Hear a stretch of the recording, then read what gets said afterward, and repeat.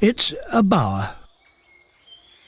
And this is its creator, a 5-year-old juvenile male satin boa bird. He is just a beginner. But a stone's throw away is another boa, and one from which the youngster could learn a lot. It's bigger and more elaborate.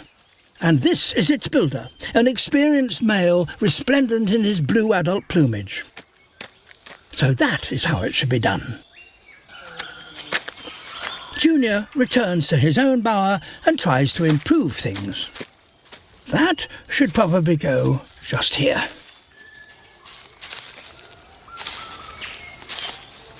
Or maybe here. And it's not just about building.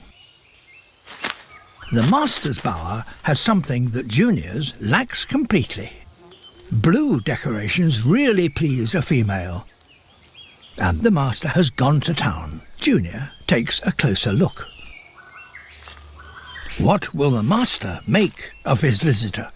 Rather than drive him away, the master has other intentions. Seduction. Juvenile males are almost identical to females, so the master grabs the opportunity to practice his courtship display on him. Junior doesn't know what to do next, so he exits mid-performance. With the breeding season close, adult males grow increasingly intolerant of juveniles.